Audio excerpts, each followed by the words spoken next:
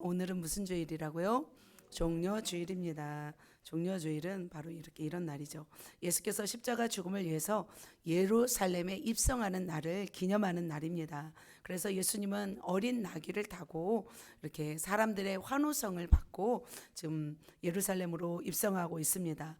많은 사람들이 예수님께 환호성을 치며 입성하는 것을 기뻐하는 이유는 예수님이 오셔서 이제 그 나라를 해방할 것을 그들이 소원했기 때문입니다. 그러나 사실은 예수님은 그러기 위해서 들어가신 것이 아니라 바로 십자가 지시기 위해서 들어가신 분이십니다. 자, 한 주간 평안하셨는지요? 아멘. 네, 저도 평안했습니다.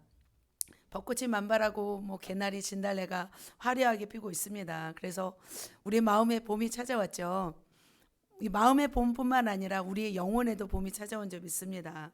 자, 지난주 말씀드린 것처럼 하나님은 온 우주를 창조하시고 빛을 창조하시고 해달별을 창조하시고 온 자연 만물, 그 꽃과 나비와 식물과 동물을 다 창조하셔서 누구에게 주셨어요? 바로 그래요. 저와 여러분에게 주신 줄 믿습니다.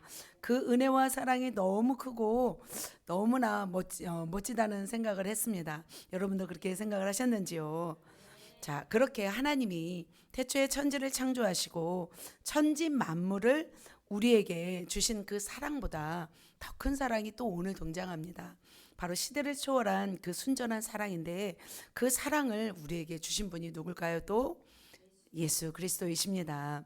바로 예수 그리스도는 십자가 대속의 죽음으로 그 사랑을 확증하셨습니다. 그러니까 창조주 하나님께서는 세 분 하나님이 같이 역사하셨죠. 그래서 일사천리로 이루셨습니다. 그러나 인류의 구원의 역사는 하루아침에 이루어졌을까요? 아니라는 거죠. 예수님의 이 구원 사역, 인류의 구원 사역은 오랜 시간을 두면서 이루셨습니다. 하나님이 사람을 지으시고 죄로 인해서 타락한 모습을 보시고 하나님이 한탄하셨습니다. 그리고 나서 독생자 예수 그리스도를 이 땅에 보내셔서 죽이셔서 그리고 그 하나님의 사랑을 또 이루신 그 사랑입니다. 저는 어떻게 생각하냐면 어쩌면 시대를 거슬려서 이미 태초에 창조의 섭리를 어떻게 마치기도 전에 타락할 것을 아셨을까요? 모르셨을까요? 하나님은 전지전능하신 분이기 때문에 아셨을 거라고 생각합니다. 그리고 그 타락한 인간을 위한 구속 사역을 어디서 준비하셨냐면 오늘 말씀드릴 십자가에서 준비하셨습니다. 그 본문 오늘 읽은 본문은 바로 뭐냐면 대선지자 이사야가 기록한 말씀인데 오늘 그의 찔림은 그의 상함은 그의 채찍의 맞음은 바로 누구를 말씀하시는 거예요? 예수님을 말씀하시는 겁니다. 그렇게 예수님은 우리를 위해서 죽음조차도 두려워하지 않고 사랑하신 분이십니다. 우리를 위해 모든 것을 창조하셔서 우리에게 주신 그 하나님이 이제는 인간이 되어서 사랑하신 이야기가 바로 오늘 본문의 말씀입니다. 700년 전에 활동하신 분이 바로 이사야예요. 그 이사야 선지자를 통하여서 주님이 오실 것을, 우리를 위해서 죽으실 것을, 우리를 위해서 찔리실 것을 미리 말씀하시고 있습니다. 아담의 죄로 인해서 하나님과의 관계가 어떻게 되었어요? 단절되었어요. 그래서 인간을 위해서 화평의 아이로 오신 분이 바로 우리 예수님이신 줄 믿습니다. 자, 하나님은 이렇게 인간을 사랑하신 것을 무엇으로 표현하셨어요? 십자가입니다. 십자가는 뭐예요? 바로 죽음의 고통인 줄 믿습니다. 자, 하나님은 우리에게 말로만 사랑한다 하지 않으셨어요. 천지 만물을 주셨고 또 어떻게 하셨어요? 그 몸을 찢기시고 상하시고 피 흘리시면서 죽으심으로 우리에게 사랑을 보이신 분이십니다. 사실 말로는 쉽습니다. 당신을 위해서 내가 죽겠습니다. 죽기까지 사랑합니다. 라고 말하기는 쉽습니다. 그러나 우리 인간이 거친 우리 어떤 맞닥뜨린 고통 가운데 가장 힘든 고통이 있다면 바로 죽음의 고통이라는 생각이 듭니다. 그래서 죽음의 한계를 넘는 것은 우리 인간에게 있어서 너무나 겪기 힘든 그런 어떤 인간의 육체를 한계를 초월한 그런 고통인 것 같습니다. 그런데 이 땅 가운데 이런 주님의 고통을 감당하신 분이 있습니다. 그래서 주님이 우리를 위해서 십자가를 지시고 그 고통을 감당하신 것처럼 주님 때문에 그 고통을 감당하신 분이 있습니다. 오늘 우리가 불렀던 찬양이 있었죠. 처음 찬양, 서쪽 하늘 붉은 노을, 그 찬양의 주인공입니다. 누굴까요? 그 찬양의 주인공은 바로 이분입니다. 여러분 아시는 분이죠. 주기철 목사님이십니다. 이분은 여러 번 투옥되었습니다. 왜냐하면 그 당시 신사 참배가 유행했잖아요. 일제의 어떤 강점기 속에서 우상 숭배를 강요하는 가운데 주기철 목사님은 바르게 가르쳤습니다. 그로 인해서 감옥에 투옥되었습니다. 그러다가 마지막 이제 풀려나서 또 집에 오셔서 마지막 설교를 하셨다고 합니다. 그 제목이 5종목의 나의 기원이라는 제목으로 말씀하셨습니다. 그는 감옥에서 늘 이러한 기도를 하셨다고 합니다. 첫 번째 기도는 어떤 기도였냐면 죽음의 권세를 이기게 하옵소서 라는 기도였습니다. 감옥에서 모진 고문을 당하면서 죽음이 늘 직면해 있었어요. 그런데 그 죽음을 직면할 때 믿음을 버리지 않게 해달라고 그는 기도했다고 합니다. 그리고 두 번째는 어떤 기도였냐면 오랜 고난을 견디게 하소서라는 기도였다고 합니다. 왜냐하면 1분 1초, 뭐 1시간, 2시간 하루 이틀의 고난은 견딜 수 있습니다. 그러나 한 달, 2달, 1년, 2년의 고난은 견딜 수 없었기 때문에 하나님 이 주님의 이 고난을 피하려다 내가 주님을 배반하지 않게 하옵소서. 주님 마지막 날 만날 때 내가 어찌 주님의 얼굴을 배울 수 있겠습니까? 라는 고백으로 두 번째는 정말 오랜 이 고난을 견디게 하옵소서 이런 고백을 하셨다고 합니다. 그리고 세 번째로는 노모, 나이가 많으신 노모와 병든 아내 그리고 4명의 아이를 주님께 맡깁니다. 남편으로 아버지로 아들로 책임을 다하지 못해 괴롭습니다 하면서 이 세 번째 고백을 하셨다고 합니다. 그리고 네 번째는 의에 죽고 의에 살게 하옵소서. 다섯 번째 내 영혼을 주께 맡깁니다. 이 5가지 종목을 가지고 마지막 설교를 하셨다고 합니다. 그리고 이 설교 후에 체포되어서 4번째 투옥이 되었고 1944년 모진 고문 끝에 순교하셨다고 합니다. 그는 어찌 보면 독립은 보지 못했어요. 나라가 이제 해방되는 것은 보지 못했지만 천국에서 누구를 배웠어요? 주님을 배웠을 줄 믿습니다. 자, 그렇다면 이렇게 주기철 목사님께서 이렇게 목숨을 걸고 모진 고문을 견딜 수 있었던 이유는 무엇을 알았기 때문일까요? 바로 십자가의 사랑을 알았기 때문인 줄 믿습니다. 어쩌면 우리도 마찬가지로 그 사랑을 정말 몸소 체험하고 그 사랑을 우리의 뼈에 새길 만큼 그 사랑이 우리 속에 각인되어 있다면 우리도 마찬가지로 죽음의 위기를 견딜 줄 믿습니다. 그리고 살아갈 용기가 있을 줄 믿습니다. 그리고 그 사랑 때문에 이 험악한 세대 가운데 우리가 능력 있게 살아갈 줄 믿습니다. 우리 모두는 언젠가 누구 앞에서요? 하나님 앞에 심판대에 서게 될 줄 믿습니다. 주님 앞에 서는 날을 우리는 생각해야 될 줄 믿습니다. 주님께 우리는 무슨 말을 할 수 있어야 할까요? 주님께 이 땅에 사는 동안 부끄럽지 않는 삶을 살다가 왔습니다 라는 고백을 할 수 있어야 될 줄 믿습니다. 그렇다면 주님께서 여러분에게 가장 들려주셔서 듣고 싶은 말은 뭘까요? 저는 이 말을 듣고 싶어요. 저는 어떤 말을 듣고 싶냐면 너는 평생에 나만 사랑하다 왔구나. 저는 이 말을 듣고 싶습니다. 여러분도 같은 생각이십니까? 네, 아멘이신 줄 믿습니다. 자, 우리 평생에 다른 그 무엇보다 우리 평생에 누구로 기뻐하고 누구로 만족해요? 오직 예수로. 그 예수 십자가에 그 영생 얻을 수 있는 소망으로 우리 소망이 되어야 될 줄 믿고 또한 그 예수로 인해서 그 영혼의 갈급함을 채울 수 있을 줄 믿습니다. 할렐루야. 저는 이번 주 어떤 찬양을 주로 많이 했냐면 서쪽 하늘 붉은 노을 이 찬양을 제가 100번을 한 것 같아요.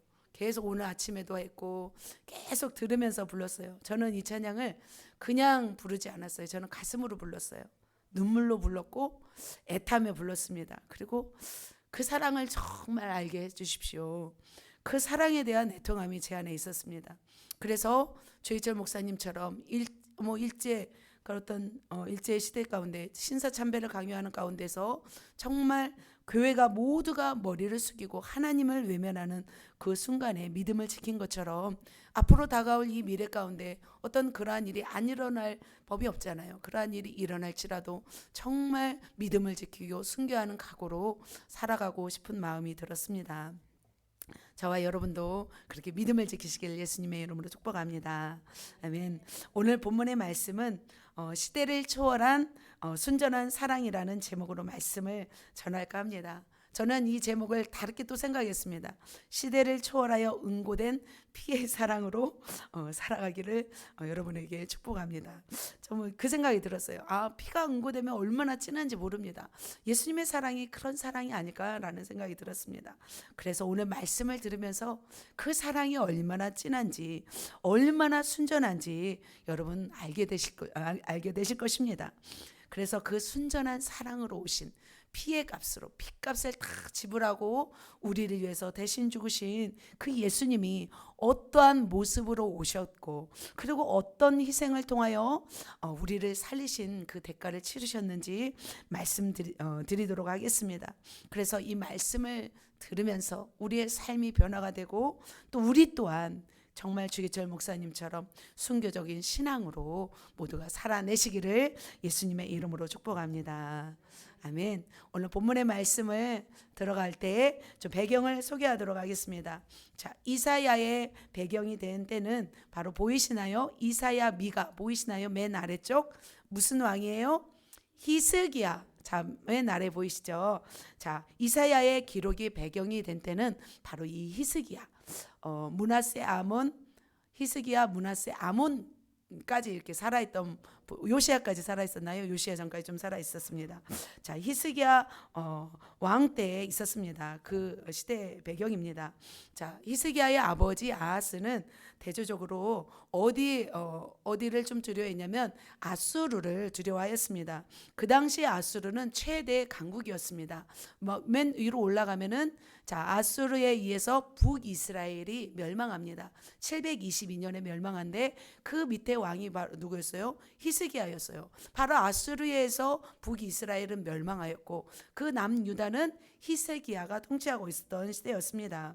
그래서 히스기야는 하나님을 의지하면서 아수르를 배척했습니다. 그러자 아수르의 군대가 쳐들어왔습니다. 18만 5천 명의 군대가 쳐들어왔습니다. 그러나 히스기야는 하나님 앞에 기도함으로 그 세력들을 다 물리쳤습니다. 그런 다음에 히스기야에게는 뭐가 왔어요? 병이 왔습니다. 죽을 병이 왔습니다. 그래서 벽을 향하여 정말 간절히 기도하였습니다. 히스기야는 제가 전에 주님 앞에 선한 일을 기억하여 달라고 생명을 연장시켜 달라고 기도하였습니다. 그러자 하나님께서는 히스기야에게 몇 년을 연장시켜요? 15년을 연장시켜 주신 것을 볼 수 있습니다.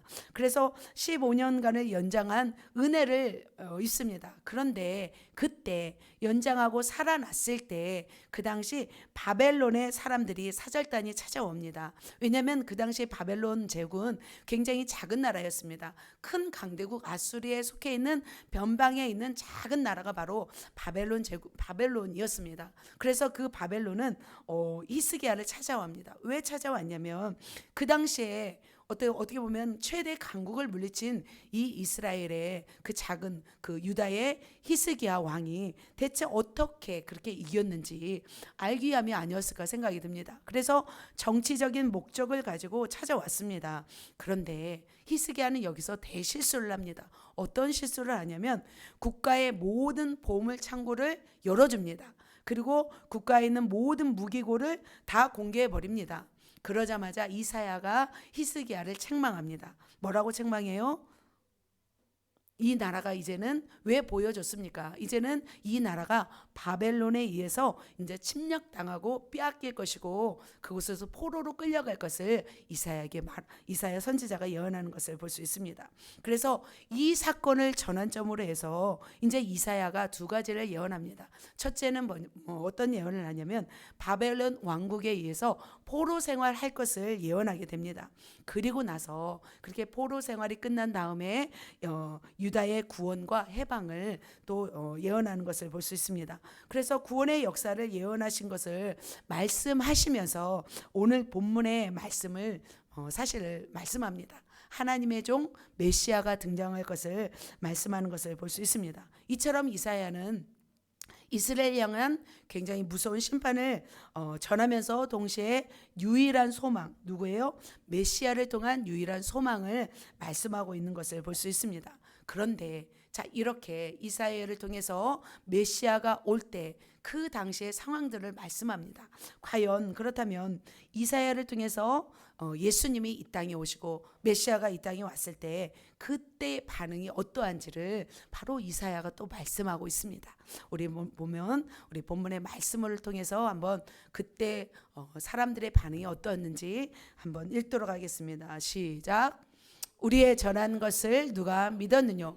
여호와의 발이 네게 나타나느뇨? 그러니까 앞으로 이스라엘 그 구원의 메시지를 전하고 메시아가 올 것을 말했지만 사람들이 어떻게 했다는 거예요? 그것을 믿어서요, 안 믿어서요? 믿지 않았다는 거예요. 여호와의 종이 비천한 삶과 죽음을 통해서 구원을 이루겠다는 그 사실을 말씀을 했지만 사람들은 믿지 않았다고 합니다. 그러면서 또 말씀이 뭐예요? 여호와의 발이 누게 나타났느냐?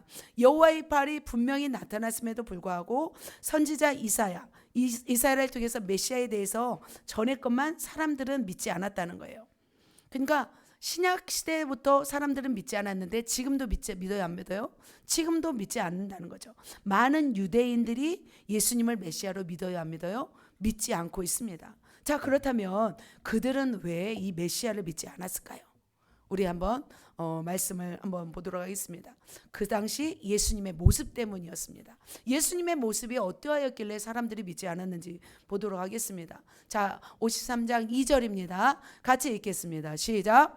그는 주 앞에서 자라나기를 연한 순 같고 마른 땅에서 나온 뿌리 같아서 고운 모양도 없고 풍채도 없은즉 우리가 보기에 흠모할 만한 아름다운 것이 없도다 라고 말씀하고 있습니다. 자, 메시아가 등장할 그 시기는 로마의 속국이었습니다. 핍박과 억압을 당하고 있었기 때문에 이스라엘 백성이 생각하기로 메시아라고 생각하면 어떤 사람이라고 생각했냐면 강력한 군사력, 정치적 능력을 가진 어떤 다윗과 같은 인물이라고 생각을 했습니다. 페르시아의 어떤 고레스, 헬라의 누구예요? 헬라의 알렉산더, 그리고 로마의 카이사르 같은 강력한 군주, 통치자 같은 모습으로 올 거라고 생각했습니다. 그런데 메시아라는 분이 어떤 모습이었어요? 초록색 첫 번째, 연한 순 같고 라고 했습니다. 자, 사람들이 기대하는 것과는 전혀 다른 모습이었습니다. 그런 모습으로 이 땅에 오셨습니다. 자, 우리가 생각할 때는 강한 상수리 나무나 막 백향목 같은 그런 나무처럼 강력한 나무라고 생각을 했는데 사람들은 뭐예요? 연한 순 같고라고 했습니다. 이 연한 순은 어떤 모습이냐면 흙 위로 노출된 나무 있잖아요. 흙 위로 노출된 나무의 뿌리에서 나온 순이에요. 여러분 그런 순을 보면 어떻게 해요? 그냥 끊어버리잖아요. 그죠? 그래서 반갑지 않은 순을 의미합니다. 그래서 많은 사람들에게 이 연한 순은 주목받지 않았습니다. 오히려 사람들에게 배척을 당하고 사람들에게 멸시를 당했던 모습이 바로 연한 순의 모습이었어요. 두 번째는 무슨 모습이에요? 마른 땅에서 나온 뿌리 같았어요. 자, 마른 땅에서 나온 뿌리는 어떤 모습이냐면 땅에서도 자라기 버티기 힘든 그런 모습인 거예요.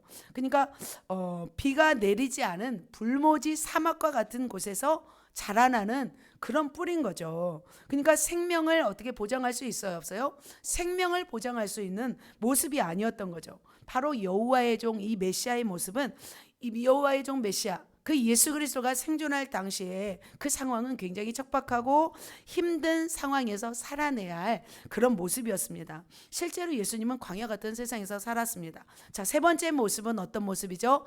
고운 모양도 없고 풍채도 없은즉. 그러니까 흠모할 만한 아름다운 것도 없도다 이렇게 말씀하고 있습니다. 사람들이 생각하기로 예수님은 굉장히 외모가 그래서 아름답지 않았을 거라고 이렇게 말씀하는 부분이 바로 이런 모습 때문입니다. 그러나 요즘에 어떤 학자들의 의견에는 꼭 외모를 말한 것은 아니다라고 이렇게 말씀을 하는 것을 볼 수 있습니다. 실제로 예수님은 어디서 이제 자라셨냐면 갈릴리 지역의 나사렛이라는 작은 마을에서 목수의 아들로 태어났습니다. 굉장히 가난한 집에서 조용하게 태어나신 분이 바로 예수님이에요. 태어날 때는 어디에서 태어났어요? 베들레헴의 말구유에서 태어나셨습니다. 그리고 애굽으로 피신한 후에 바로 유대인들로부터 어떻게 해요? 두려움을 가졌잖아요. 헤롯 왕이 죽일까 해서 나사렛으로 와서 살았습니다. 그런데 북쪽에 있는 이 나사렛 갈릴리 지역은 굉장히 가난한 지역이었고 굉장히 작은 마을이었대요. 그래서 예수님은 그곳에서 30세까지 어떤 일을 하셨어요? 목수 일을 하면서 그냥 사람에게 어떻게 끌만한 그런 외모나 그런 어떤 스펙이 없이 그렇게 자라났다는 것을 볼 수 있습니다. 그런데 어떤 다른 문서에 보면 아버지 요셉은 일찍 세상을 떠났다고 해요. 그래서 마리아는 자녀 4명 예수님 말고도 있잖아요. 그 유다도 있고 유다도 있고 누구도 있어요. 야고보도 있잖아요. 예수님의 동생들을 데리고 살았던 거예요. 그러니까 예수님은 굉장히 힘들게 그 연약한 가정에서 가난한 마을에서 이렇게 살아간 것을 볼 수 있습니다. 자, 이렇게 가난한 것도 사실 힘든데 예수님이 당한 고난을 또 보도록 하겠습니다. 예수님이 당한 고난은 어떤 고난인지 한번 3절입니다. 같이 읽겠습니다. 시작. 그는 멸시를 받아 사람들에게 버림받았으며 간고를 많이 겪었으며 질고를 아는 자라. 마치 사람들에게 그에게서 얼굴을 가리는 것 같이 멸시를 당하였고 우리도 그를 귀히 여기지 아니하였도다. 이렇게 말씀하고 있습니다. 자, 인류를 구원할 메시아는 굉장히 왕족의 후손으로 오지 않았습니다. 대제사장의 어떤 가문에서 태어나지 않았습니다. 바로 멸시를 받으셨고 그리고 버림을 받으신 것을 볼 수 있습니다. 사랑하는 성도 여러분, 멸시를 받아본 적이 있습니까? 멸치가 아니에요. 멸시입니다. 멸시. 자, 멸시를 받아본 사람은 그 수치스러움이 무엇인지 압니다. 왜냐하면 그 멸시로 인해서 굉장히 피말린 그런 고통이 있습니다. 멸시라는 단어는 어떤 거냐면 무가치하다라는 단어입니다. 무시하는 단어라고 합니다. 그래서 사울이 아말렉을 진멸할 때 하찮은 것, 정말 연약한 것을 다 죽이고 괜찮은 것을 살렸잖아요. 그때 바로 하찮은 것의 의미가 바로 멸시라는 의미입니다. 또 다윗이 골리앗을 만났을 때 골리앗이 다윗을 어떻게 여겼어요? 가볍게 여겼어요. 그 가볍게 여기고 무시하는 단어가 바로 멸시라는 단어라고 합니다. 저도 가정에서 멸시를 받지는 않았지만 우리 가정이 멸시를 받았습니다. 저희 가정은 좀 알코올 중독이 있으셨고 좀 이렇게 정신병이 있으셨고 굉장히 또 험악한 질병으로 고통당했고 그리고 굉장히 가난했습니다. 그래서 어린 시절 참 저는 생각할 때 참 저희 가정은 멸시를 당했습니다.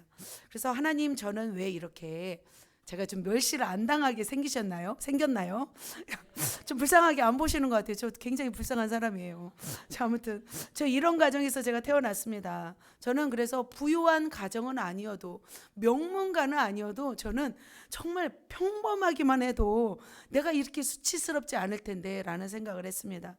저는 그때 교회를 다니지 않았고 하나님을 믿지 않았음에도 불구하고 저는 하늘을 보며 이렇게 가슴을 치며 한탄한 적이 있었습니다. 왜냐하면 저희 가정이 멸시를 받고 있었기 때문입니다.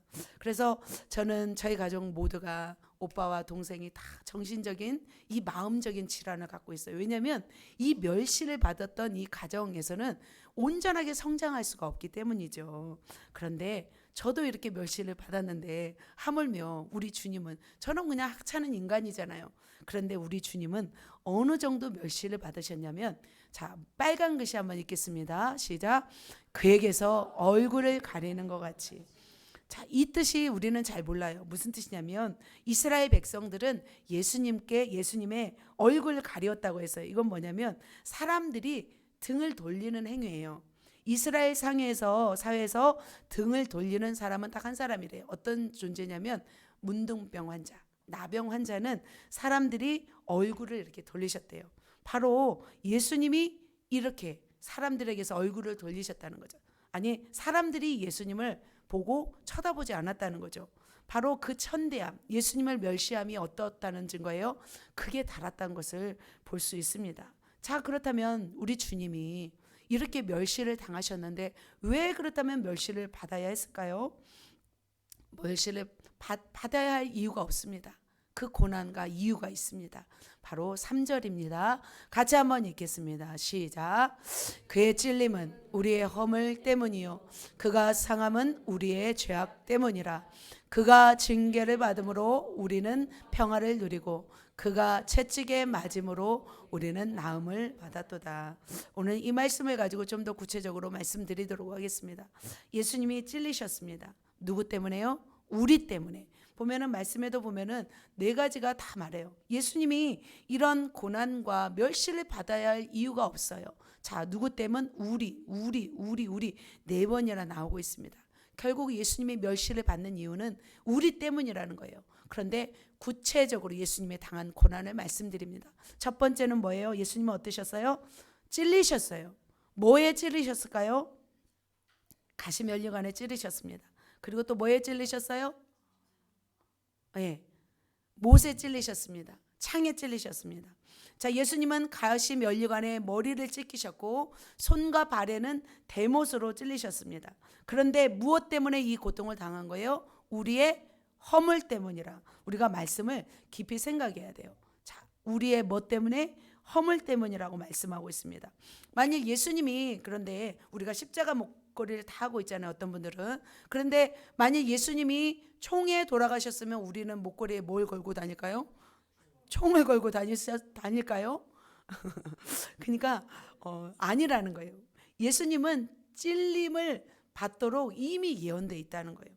예수님은 총으로 돌아가실 분이 아니셨다는 거예요. 뭘로 찔리면서 돌아가셨어요. 첫 번째 찔림은 바로 어떤 찔림이냐면 가시면류관에 찔리셨습니다.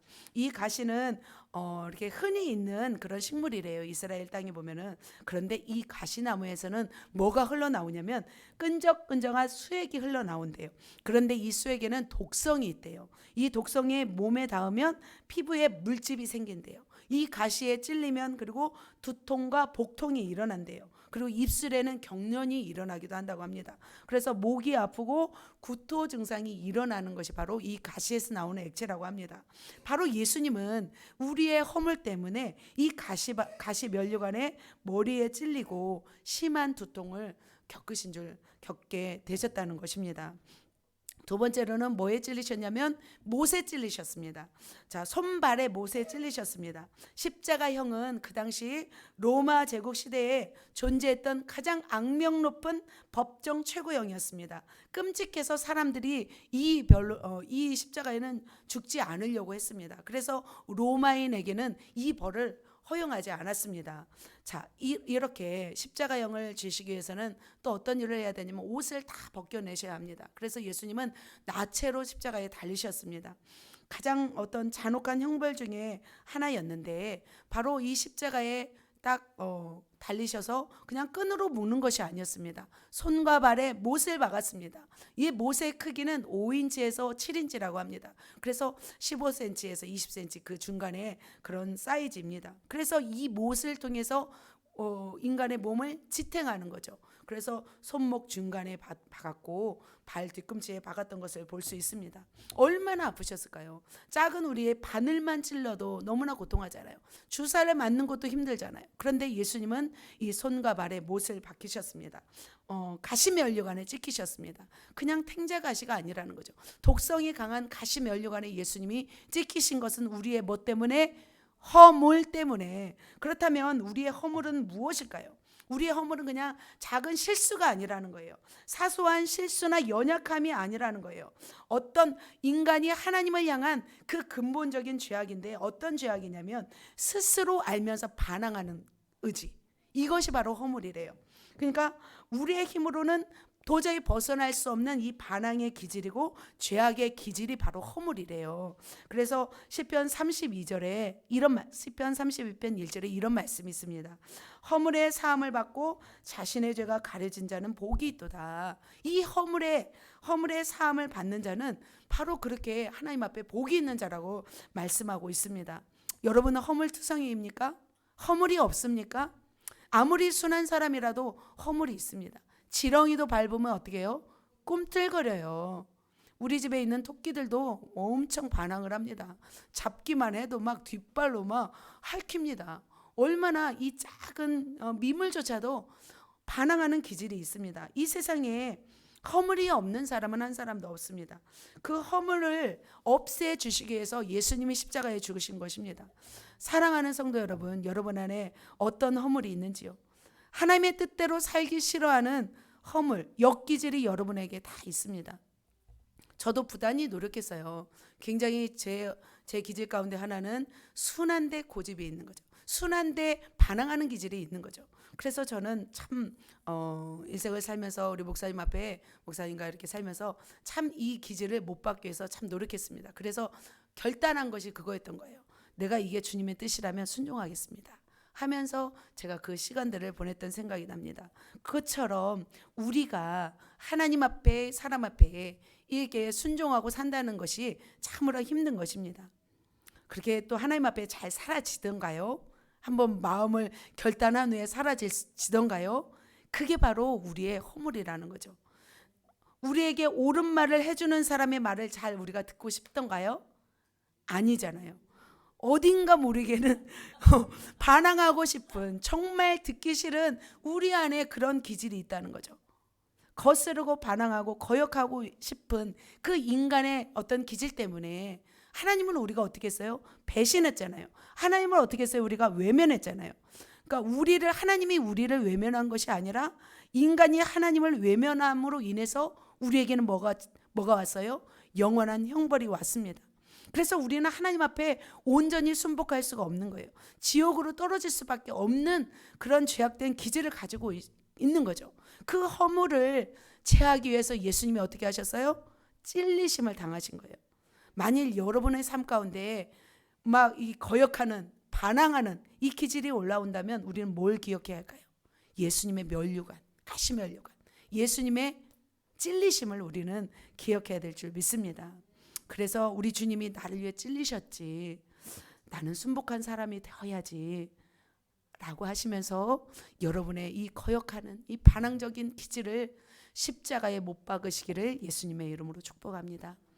자, 두 번째, 그렇다면 그의 상함은 뭘까요? 우리의 죄악 때문이라. 자, 예수님이 어떻게 했대요? 상하셨대요. 왜 상하셨어요? 우리의 죄악 때문에 상하셨어요. 자, 상했다 하면 여러분은 어떤 생각이 들어요? 뭐가 생각나요? 상한 음식이 생각납니까? 아닙니까? 자, 상함은 이렇게 우리의 몸도 상했다라고 표현할 때가 있잖아요. 못 먹고 고생하고 막 유리하고 방황하면서 지친 사람을 보고 우리는 상했다라고 합니다. 가끔씩 저는 이용원 지사님한테 상했다 한번 말씀드린 것 같아요. 너무나 많은 고생을 하면 몸이 상하는 거죠. 자, 그런데 여기서 상함은 그 정도의 상함이 아니에요. 피부가 상하는 정도의 어떤 그런 상함이 아니라 이 단어는 언어적으로 보면은 짓밟혀서 뼈가 완전히 으스러지는 치명적인 상태가 바로 이 상함이래요. 그래서 예수님의 몸이 바로 이렇게 짓밟혀서 으스러져서 완전히 치명적인 상태에 이르렀다는 것이죠. 그래서 못 박히기 전에 예수님은 이미 어떤 상태가 되었냐면 만신창이가 되었습니다. 예수님이 그렇다면 어쩌다가 이렇게 되었어요? 바로 예수님은 이런 모습이었죠. 자, 예수님은 겟세마네 동산에서 잡히신 후에 밤새도록 끌려다니셨습니다. 첫 번째는 대제사장에게 끌려왔습니다. 그리고 나서 빌라도의 재판장이 왔습니다. 그리고 나서 헤롯에게 모욕을 당했습니다. 그리고 나서 누구에게 왔어요? 다시 빌라도에게 와서 채찍을 맞으셨습니다. 채찍을 맞으시고, 자, 이게 빌라도 관정이죠. 자, 그래서 최후의 만찬 후에 제가 안 보입니다. 자, 겟세마네 동산에 가서 겟세만 1번 올라갔죠. 그 다음에 2번 어디로 왔어요? 대제사장의 관정으로 왔습니다. 자, 2번 줄 타고 왔죠. 자, 3번 어디로 갔어요? 빌라도의 법정으로 갔습니다. 자, 4번 어디로 왔어요? 헤롯 궁으로 왔습니다. 그리고 어디로 갔어요? 다시 빌라도의 법정으로 왔습니다. 그리고 마지막 5번 어디로 가요? 골고다로 갑니다. 자, 예수님은 이렇게 채찍을 맞으시고 굉장히 상한 상태로 계속 끌려다닌 거예요. 예수님이 막 다 완전히 막 머리에다 씌워가지고 막 끌려다니잖아요. 이렇게 예수님은 그 신문 과정에서 얼굴에 침뱉음을 당하시고 손바닥으로 맞으시고 갈대로 머리를 맞는 모욕을 당하셨습니다. 그리고 예수님은 채찍이 맞으시고 골고다 언덕으로 가셨습니다. 그래서 예수님은 지칠 대로 지치신 거죠. 지칠 대로 지치신 것을 볼 수 있습니다. 자, 이렇게 예수님이 뼈가 으스러질 정도로 완전히 만신창이가 되어 지친 이유는 무엇이었을까요? 바로 무엇 때문에? 우리의 죄악 때문입니다. 자, 그렇다면 이 죄악은 뭘까? 그냥 우리가 물건 하나 훔치고 누구에게 욕 하나 하고 누구 때리는 것이 죄악일까요? 그 정도의 죄악이 아닌 거예요. 여기서 죄악이란 단어는 뭐냐면 악한 짓이고 의도적이며 의식적인 범죄를 의미합니다. 그래서 이 말씀이 생각납니다. 같이 한번 읽겠습니다. 시작. 사람의 죄악이 가득함과 그의 마음으로 생각하는 모든 계획이 항상 악할 뿐임을 보시고 라고 말씀하고 있습니다. 하나님은 이렇게 사람이 마음으로 생각하는 모든 것이 항상 악할 뿐임을 보시고 사람 지으셨음을 어떻게 하셨다고 그랬어요? 한탄하셨다고 하셨습니다. 그리고 그것을 지면에서 어떻게 하셨어요? 쓸어버리고 싶으셨어요. 그래서 쓸어버리고 싶으셔서 실제적으로 어떻게 했어요? 노아의 홍수, 방주를 예비하시고 홍수로 인해서 완전히 8명을 제외한 모든 사람을 다 죽이셨어요. 하나님이 왜 죽이셨어요? 인간의 죄악 때문에 죽이셨어요. 이처럼 하나님은 이처럼 이 죄악을 너무 싫어하세요. 그 생각으로 마음으로 짓는 모든 죄를 너무나 싫어하셨어요. 그래서 사람이 범한 이 죄로 인해서 살아날 어떤 가능성이 없는 거예요. 속수무책인 거죠. 구제불능인 거죠. 그런 인간을 위해서 예수님이 어떻게 하셨어요? 몸이 상하신 거예요. 몸과 영혼이 상하신 것을 볼 수 있습니다. 자, 그렇다면 사랑하는 성도 여러분, 여러분 가운데 죄악이 있으십니까? 생각으로, 마음으로 악한 의도가 있으신가요? 아무리 선한 사람도 완전하지 않아요. 보면은 이런 말씀이 있습니다. 모든 사람이 죄를 범하였음에 하나님의 영광이 이르지 못하나니. 모든 사람은 다 생각과 마음에 죄악이 있어요. 이 죄로 인해서 예수님이 어떻게 되셨어요? 상하셨어요. 그래서 우리 마음 가운데 마음으로 생각으로 죄가 올라오면 어떻게 될까요? 나 때문에 상했지 라고 하면서 우리의 생각과 마음으로 올라오는 이 죄를 어떻게 할까요? 십자가에 못 박아야 될 줄 믿습니다. 아멘. 세 번째입니다. 자, 그가 징계를 받음으로 우리는 평화를 누리고. 자, 징계가 무엇인지 아십니까? 징계를 받아본 적이 있으십니까? 자, 요즘에 학폭이 유행하고 있습니다. 학폭으로 인한 학생들은 뭘 받냐면 징계를 받습니다. 초등학생 경우에는 뭘 받냐면 반성문을 쓴다고 합니다. 징계가요. 그런데 더한 경우 중고등학생, 이제 고등학생 넘어가면은 출석을 정지시키고 학급을 교체해버리고 더 나아가서 퇴학 처분까지 이렇게 받는다고 합니다. 이것이 바로 징계죠. 우리 자녀 가운데서도 한 명이 문제를 일으킨 적이 있습니다. 작은 문제긴 했습니다. 그 섬에 살 때 동네 분이 외지에 나가서 병아리들을 사왔습니다. 병아리를 사와서 막 키우고 있었습니다. 그런데 우리 집 그 아이 한 명과 동네 아이 한 명, 2명의 꼬맹이가 몰래 가서 물을 대야에 받아놓고 그 병아리들을 목욕을 시켰습니다. 그래서 이 병아리들을 목욕을 시켰는데 그만 이 병아리들이 추워서 다 얼어 죽었습니다. 어떻게 해야 할까요? 그런데 그 동네 분의 어르신, 그 동네 그 꼬맹이 엄마는 그냥 전화로 잘못했어요 라고만 했대요. 미안합니다 하고 끊었다고 합니다. 근데 저는 가서 내 자식이 잘못했기 때문에 90도 절을 하고 변상해 드리겠다고. 저는 또 교회잖아요. 또 교회이기 때문에 더 막 가서 제가 징계를 받았어요. 대신해서. 그 일을 꾸민 그 꼬맹이는 전혀 가책을 못 느끼고 이렇게 룰루랄라 있는데 저는 또 가서 또 제가 징계를 받았던 기억이 납니다. 바로 이거죠. 인간도 잘못하면 누군가 대신해서 어떤 징계를 받고 그거에 대해 사과를 해야 되는 거죠. 마찬가지로 우리의 어떤 잘못으로 인해서 우리가 하나님 앞에 잘못으로 인해서 누군가 대신해서 징계를 받으셨는데 그분이 누구예요? 바로 우리 주님이신 줄 믿습니다. 인간이 하나님 앞에 반역하고 거역하여서 범죄로 인해서 뭐가 왔어요? 죽음이 찾아왔습니다. 죽음은 세 가지 죽음이었어요. 육체의 죽음, 영적인 죽음, 영원한 죽음. 그래서 영도 죽고 하나님께로 가까이 갈 수 없었고 영원히 지옥에 떨어질 수밖에 없는 그런 어떤 맞닥뜨린 상황이 되었습니다.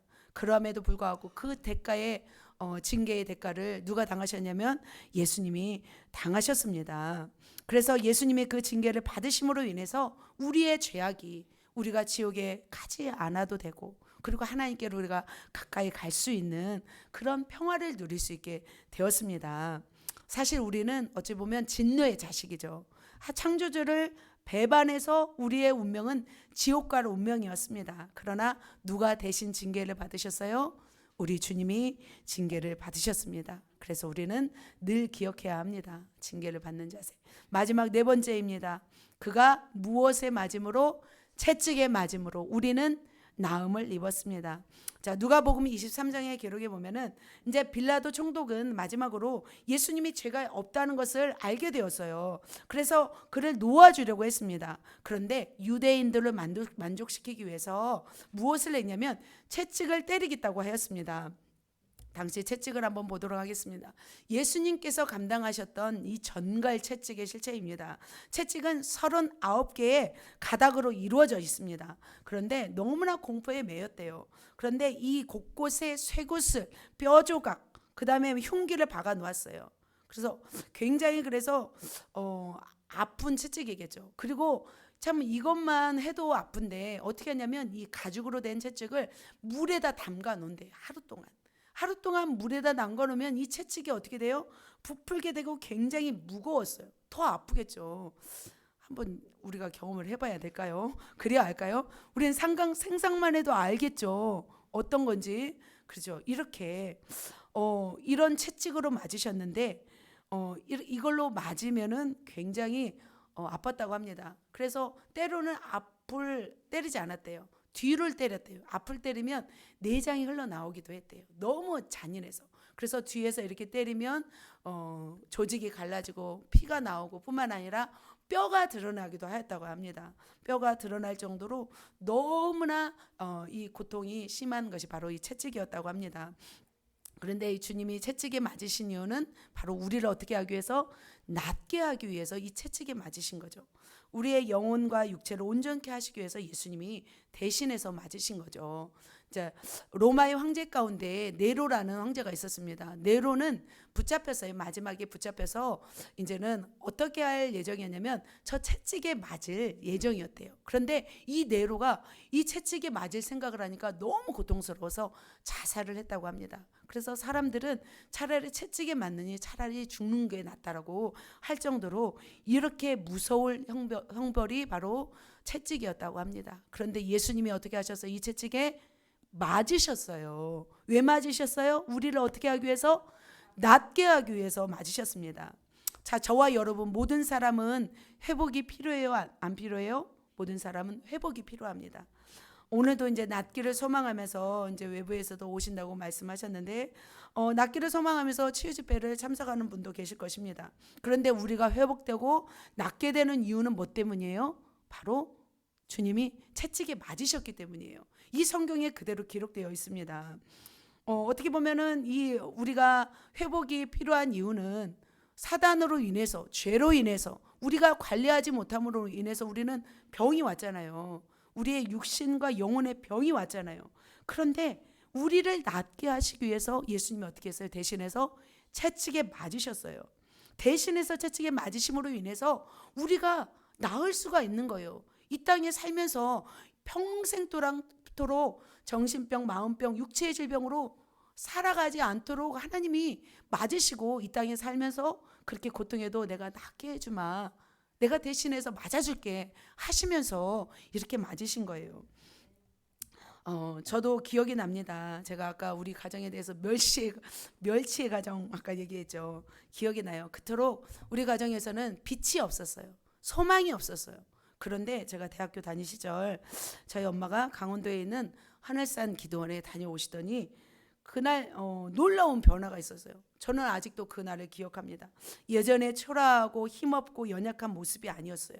제 어머니 얼굴에서 빛이 나기 시작했고 당당했고 두려울 것이 없었어요. 모든 영적인 눈이 열려서 갑자기 어떤 영적인 세계들을 보기도 하고, 그리고 어떤 치유의 능력을 받아서 아픈 것을 다 치유하고, 그리고 앞으로 일어날 일들을 다 미리 말씀하시는 모습을 가지고 오셨어요. 오시고 나서 우리 가정을 회복하고 치유하기 시작하였습니다. 물론 이제 그 이후에 또 순종하지 못한 죄악의 결과가 있는데, 그렇죠. 술과 어둠과 질병으로 찌든 우리 가정의 이 초라한 삶을 완전히 능력으로 바꾸신 날이었습니다. 아, 주님이 맞으셨기 때문에 그 일이 가능했구나. 저는 오늘 설교 준비를 하면서 그 생각이 들었습니다.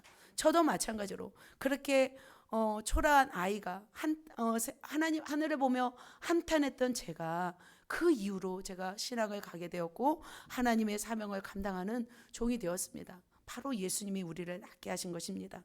사랑하는 성도 여러분, 주님은 그렇게 병들고 지치고 나약하고 도저히 살 수망이 없는 상황일지라도 그런 사람들을 위하여서 채찍에 맞으셨습니다. 채찍에 맞으심으로 대신 대가를 지불하신 것입니다. 그렇다면 우리는 어떻게 해야 돼요?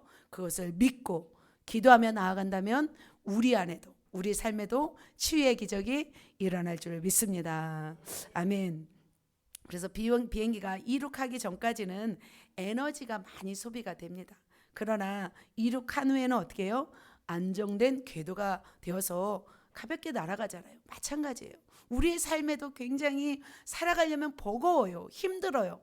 그러나 예수님의 십자가에 예수님의 채찍에 맞으심으로 우리를 낫게 하셨다는 것을 우리가 온전히 믿고 받아들이고 그것을 우리 안에 완전히 적용시킨다면 우리의 삶에도 빛과 같은 변화의 삶, 치유의 삶 놀랍게 이루어질 줄 믿습니다. 아멘. 마지막입니다. 그렇다면 이 그리스도가 당한 최종의 이유는 뭘까요? 최종의 이유는 바로 6절입니다. 같이 읽습니다.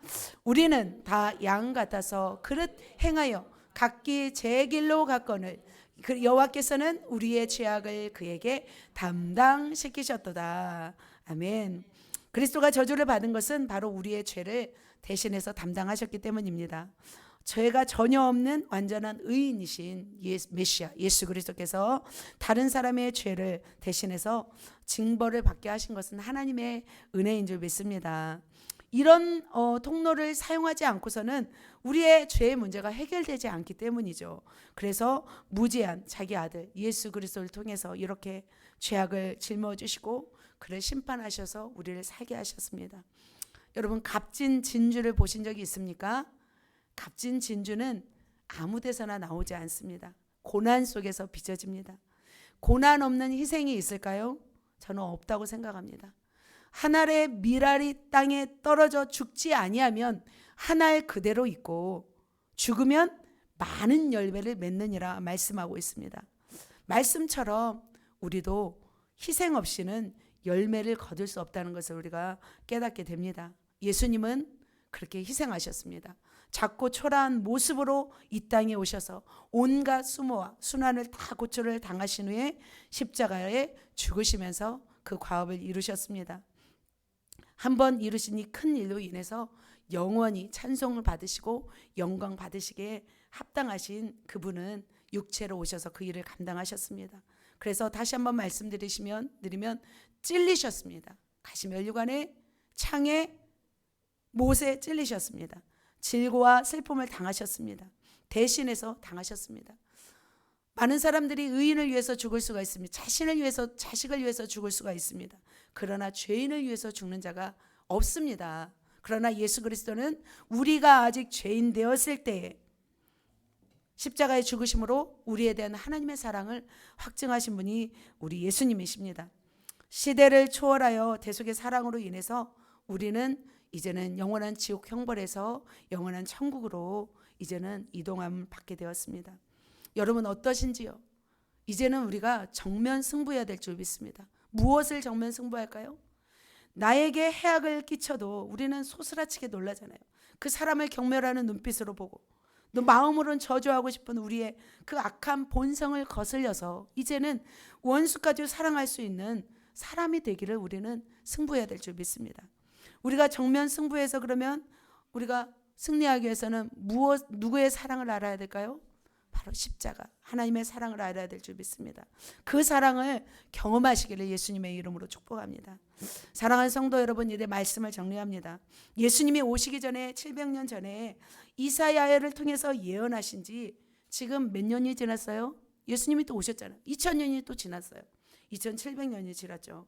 그런데 그 십자가의 사랑, 그 메시아의 그 희생은 오늘까지도 동일하게 역사한 줄 믿습니다. 바로 그것이 바로 시대를 초월한 순전한 사랑인 줄 믿습니다. 그래서 우리는 그 고난의 의미를 되새겨보고 정리하면서 나아가야 됩니다. 다시 한번 우리가 정리하면서 우리가 오늘 마음에 새기시기를 부탁합니다. 눈으로 보세요.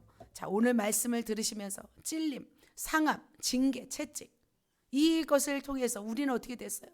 허물 사해졌고, 죄악이 사해졌고, 평화를 누렸고, 우리는 나음을 입은 줄 믿습니다. 다 아는 내용일까요? 이것이 우리가 이 아는 내용이라고 우리가 오늘 이 발걸음을 이 교회로 나가면서 우리가 잊혀진다면 저는 굉장히 어리석다고 생각합니다. 우리가 많은 설교를 제가 많이 하고 많은 설교를 들었어도 이 말씀은 우리의 심령에 새겨야 될 줄 믿습니다. 십자가에서 모든 고난과 순환과 멸시를 당하신 이유는 바로 저와 여러분의 이 모습 때문입니다. 그래서 우리가 추구하고 우리가 부르짖고 우리가 갈망해야 되는 것은 뭐냐면 그 고귀한 희생과 사랑인 줄 믿습니다. 세상의 모든 지식과 지혜를 가지고 우리가 살아간들 이 십자가의 사랑을 모르면 무슨 소용이 있겠습니까? 우리가 교회를 아무리 오래 다녀도 십자가의 사랑을 모르면 소용이 없는 줄 믿습니다. 값싼 향료는 향이 오래가지 않습니다. 물탄 복음은 우리의 영혼을 만족시킬 수 없습니다. 오직 복음은, 가장 강력한 복음은 이 십자가의 복음인 줄 믿습니다. 우리가 모든 것을 잃어도 모든 것을 알지 못하죠. 저도 많은 것을 알지 못해서 허덕이고 있습니다. 그러나 십자가 이 사랑을 소유하면 우리는 모든 것을 소유한 자라고 생각합니다. 이 십자가의 사랑을 완전히 소유한 자는 사람에게 사랑을 갈구할까요? 다른 지식을 우리가 갈구할까요? 저는 갈구하지 않다고 생각합니다. 이 땅에서 어떻게 보면 우리는 허기지며 살아가고 있습니다. 때로는 갈급합니다. 그러나 값싼 것으로 채운다면 채워지지 않습니다. 무엇으로 채워야 할까요? 본질 원액이죠. 예수 피복음입니다. 이것으로 우리 영혼을 채운다면 우리는 허기지지 않을 줄 믿습니다. 그래서 서두에 말씀드린 주기철 목사님이 고난 속에서 배반하지 않기 위해서 정말 목숨 걸고 살았다. 이유는 바로 뭘까요? 십자가의 사랑입니다. 우리도 마찬가지로 그렇게 살기 위해서는 우리가 오늘 이 말씀을 붙잡아야 될 줄 믿습니다. 그래서 이 말씀을 우리가 붙잡는다면 나와 전혀 상관없는 피 한 방울 섞이지 않은 사람을 위해서 우리는 죽을 수 있을 줄 믿습니다. 죽을 수 있습니다. 나를 핍박하는 원수까지 사랑하고 그를 위해서 죽을 수 있는 비결은 바로 이 말씀인 줄 믿습니다. 왜냐하면 주님이 죄인을 위해서 죽었기 때문입니다. 시대를 초월한 그 값진 희생, 그 희생으로 인해서 우리를 살게 하셨습니다. 그리고 우리를 빛나게 하셨습니다. 그리고 영원한 천국에서 지금 빛이 나고 계신 줄 믿습니다. 그래서 이제는 이 사랑을 우리가 흡수하였으면 좋겠습니다.